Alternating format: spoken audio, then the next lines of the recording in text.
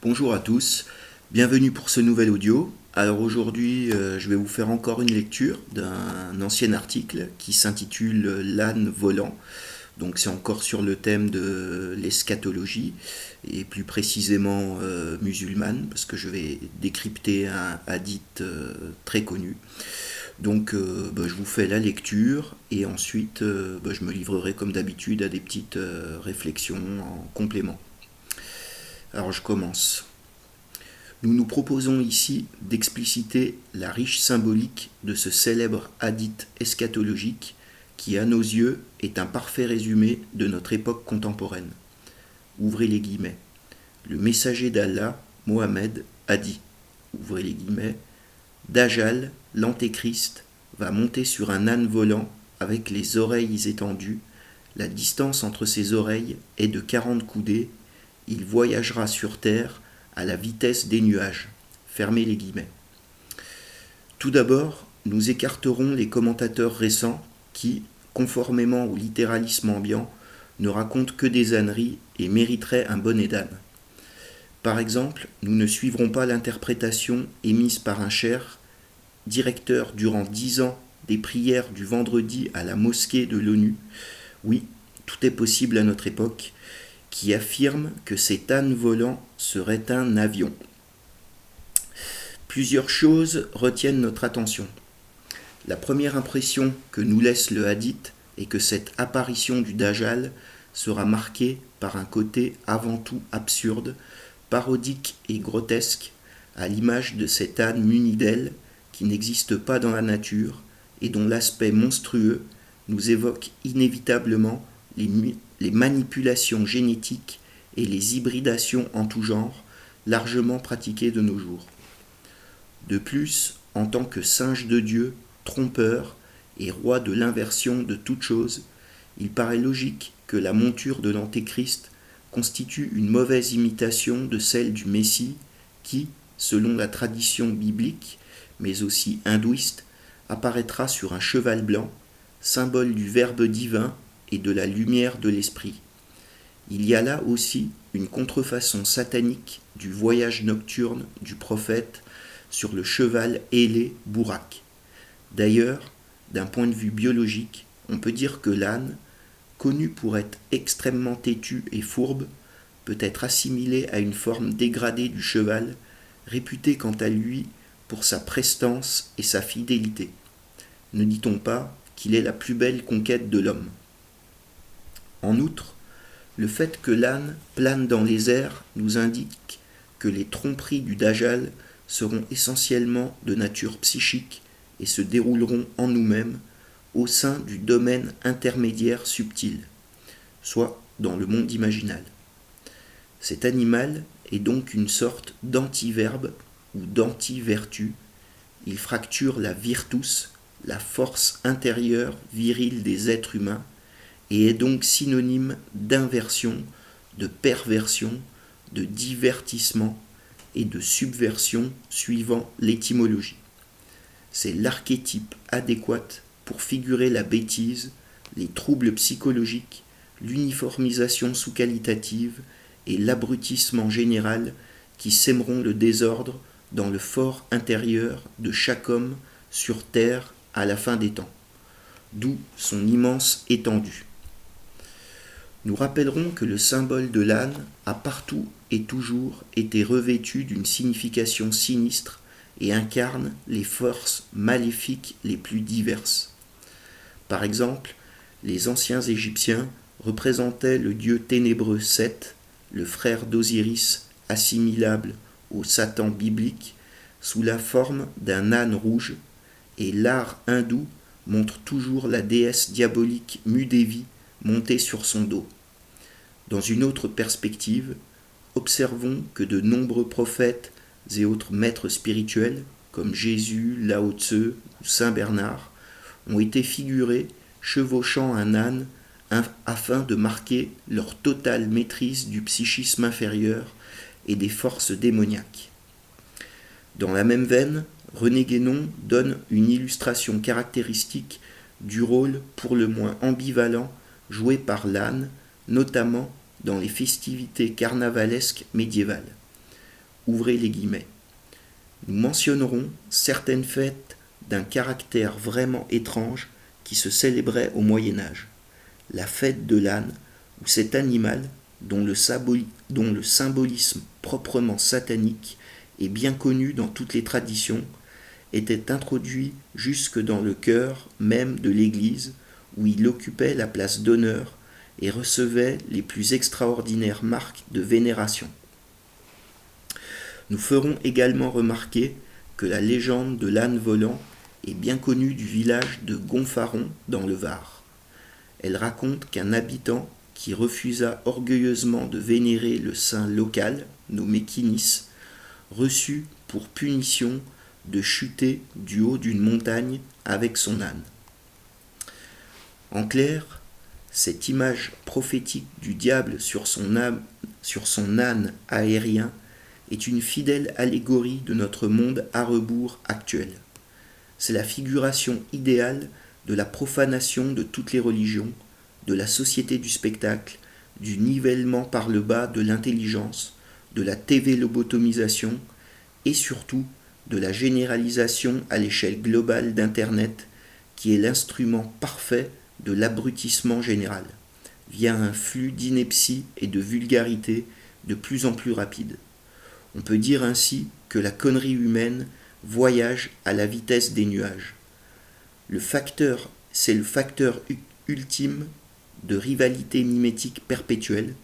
Songeons à la commentarite violente des bons à rien réagissant à leur émotivité de femmes-enfants, montrant par là leur statut de parasites humains incapables de créer quoi que ce soit, et l'outil idéal du flicage du bétail humain par les services de renseignement de nos pseudo-élites, d'où ces grandes oreilles. N'oublions pas que le premier ordinateur individuel était vendu 666 $ par Apple, dont le logo est la funeste pomme croquée. Un vivarium rempli d'idiots zombifiés et transhumains, voilà ce que ce hadith prévoyait depuis plus d'un millénaire. Voilà, donc c'est la fin de ce petit article donc sur le hadith de l'âne volant, donc qui nous indique que l'antéchrist arrivera sur un âne volant. Donc si vous avez remarqué au début, je lance une petite pique à Cheikh Imran Hussein, parce que lui nous dit que c'est un avion américain, donc il a peut-être raison, c'est pas le problème, je dis pas qu'il a tort, mais c'est vraiment voir le petit bout de la lorgnette, quand on sait que le symbolisme regorge de significations bien plus profondes. Et d'ailleurs, même si ces travaux sont pas inintéressants, je me méfie énormément de ce personnage qui a été chef de prière à l'ONU. Donc déjà, j'ai appris par ce biais que l'ONU avait une mosquée, et l'ONU, c'est le temple de l'antitradition, c'est l'antéchrist, c'est le nouvel ordre mondial. Donc il n'a pas fait qu'une seule prière là-bas, il est resté 10 ans. Donc moi je me méfie beaucoup, et pour les gens qui pourraient me dire oui mais c'est un cher, d'où tu parles, je dirais juste que moi j'ai jamais fait de prière à l'ONU, j'ai jamais rien eu à voir avec l'ONU, donc voilà, déjà pour préciser ça. Alors ce hadith il est très intéressant parce que comme je l'ai dit, l'âne a partout et toujours eu un symbolisme généralement négatif. On sait que le vrai symbolisme, il y a du positif et du négatif. Dans sa partie positive, on peut dire que l'âne, ça va être l'humble serviteur, celui qui porte le Christ.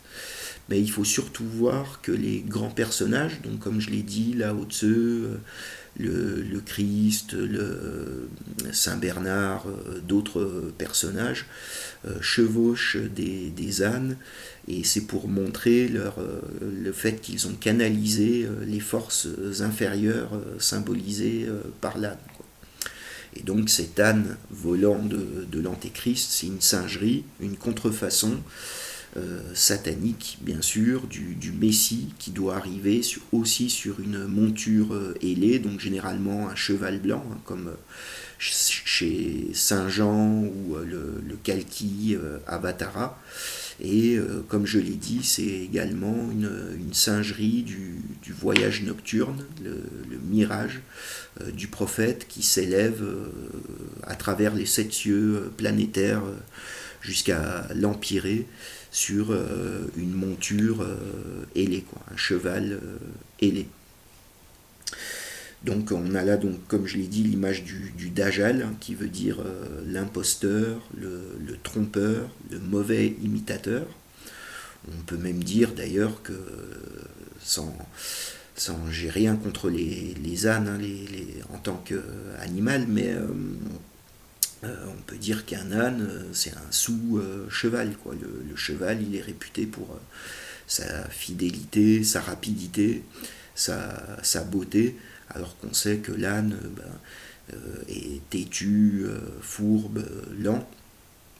Et ça se voit bien sûr dans les expressions populaires, hein, avec le fameux bonnet d'Inde, être têtu comme un âne, ou tout simplement quelqu'un qu'on traite d'âne, ça veut dire tout simplement bête. Donc comme je l'ai dit, cet âne volant qui s'étend sur toute la Terre, ça signifie bien sûr la connerie humaine à l'échelle planétaire, hein. Donc c'est une image de notre mondialisation, de notre fin de cycle, où toutes les civilisations se sont coagulées pour former une société mondiale.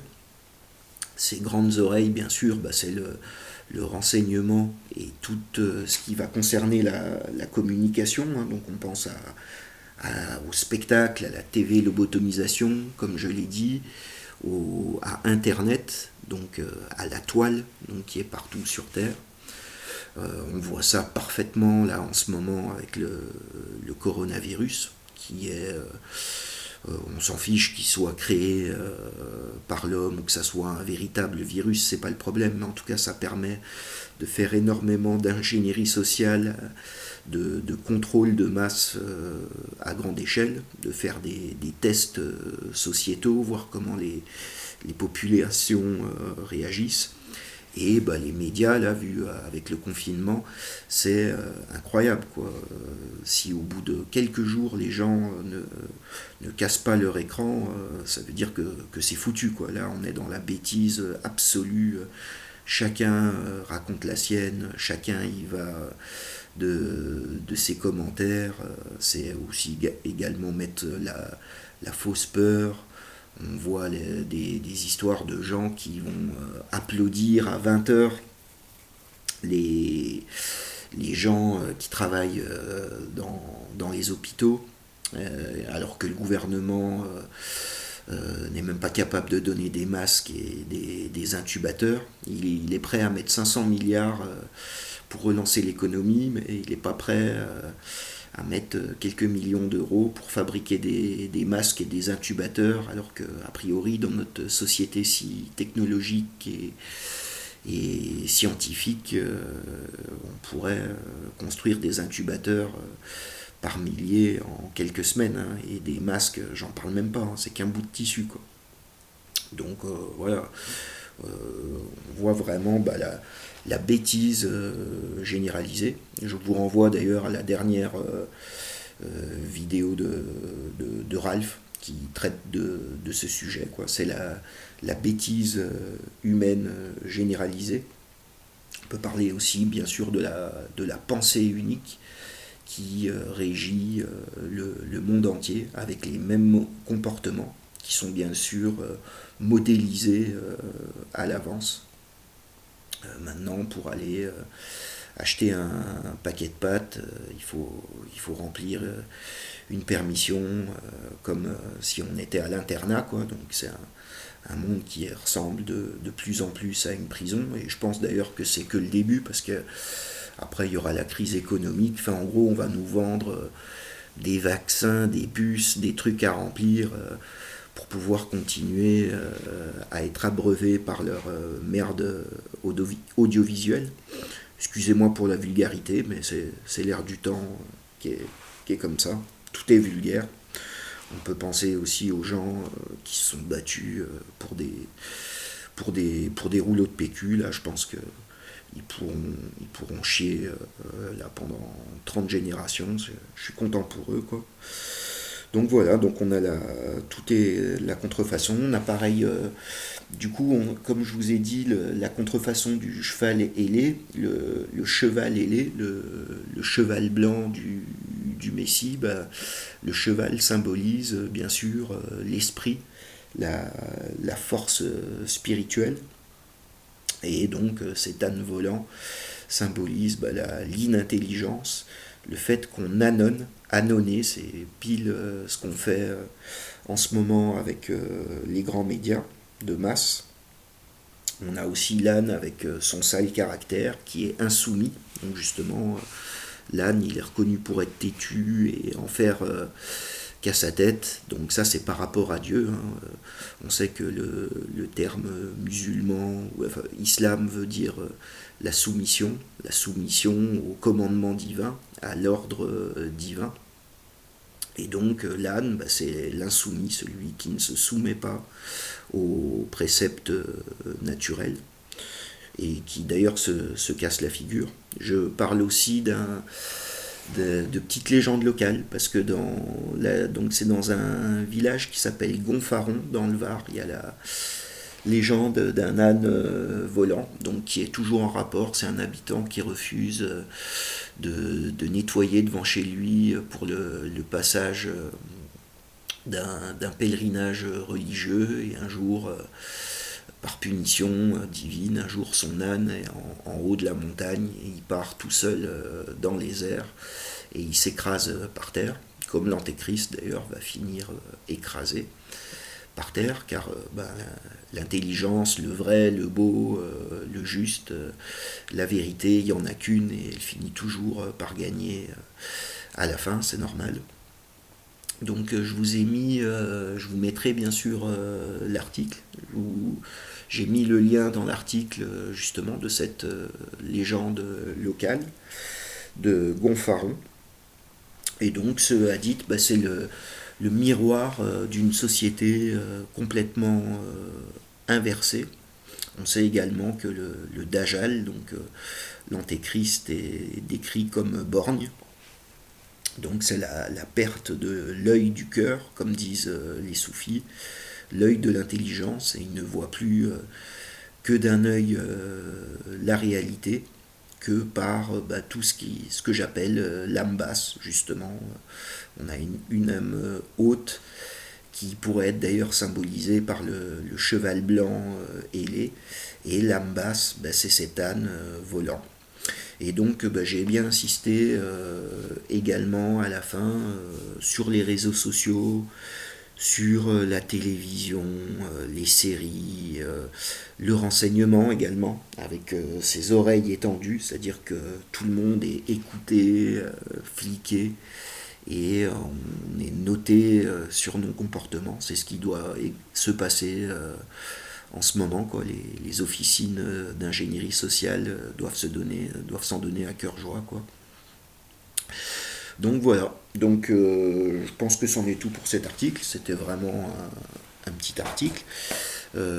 J'espère que ça vous a intéressé. Donc pouce bleu, abonnez-vous.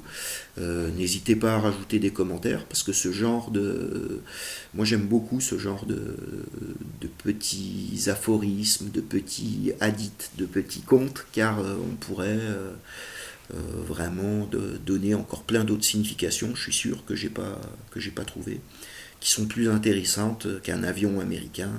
Ça rentre aussi dedans, hein, bien sûr, l'aviation à notre époque, où j'en avais déjà parlé, la conquête de l'espace, qui est une singerie de l'élévation spirituelle, bien sûr, ça rentre dedans également. Voilà. Et pour revenir enfin à ce que je disais sur Sheikh Imran Hussein, j'ai rien, je vous dis, spécialement contre lui, quoi. Je m'en fiche un peu, hein. De toute façon, il y a beaucoup de théologiens, je parle là par exemple aux musulmans, avant de lire du Sheikh Imran Hussein, il y a d'autres sommités intellectuelles à lire avant.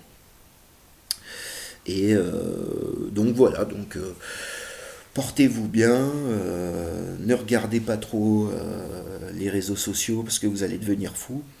Et mettez-vous à la lecture et occupez-vous bien de vos proches. Voilà. Alors je vous dis à la prochaine sur cette chaîne et je vous dis bonne continuation à tous.